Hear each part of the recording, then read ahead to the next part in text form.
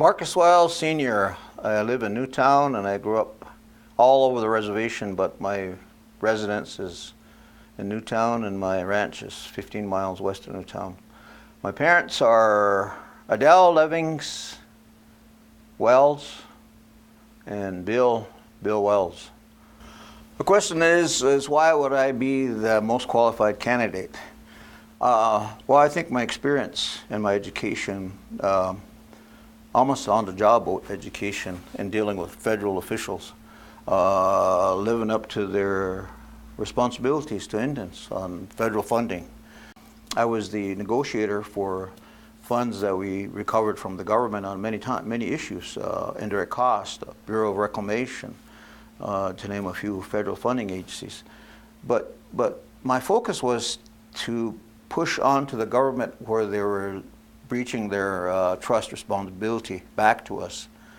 And I always won my arguments. And sadly to say, there weren't very many councilmen helping me when I was doing this. But I didn't care because I had a lot of prayer in my life and I had an aunt and a wife that prayed all the time. So I went ahead and did a lot of this stuff. But the problem is that the tribe doesn't have rules and regs for tribal funds. They don't have rules and regs for tribal audits. I've prepared many of the documents, but the tribe either wouldn't pass them or go by them. So I would make accountability to council members to pass a legitimate rules and regs to govern our tribal funds by and report back to the people the way it's supposed to be. I want to stand for the people that are not getting their information, the small people, the people that live off the reservation that should be informed. This oil and gas is good when it's paying good, but when it goes down and then we try to find out what's going on, then we start finding out all the things where we're short it and why we're losing what we're losing. So I kind of stand on those, and most of all I would stand on prayer getting back into our lives.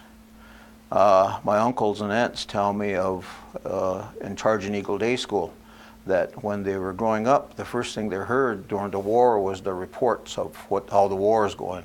And my dad fought in the Pacific Theater. And if prayer was in our life then, why isn't it today? I grew up at Frank Benson's house, and there were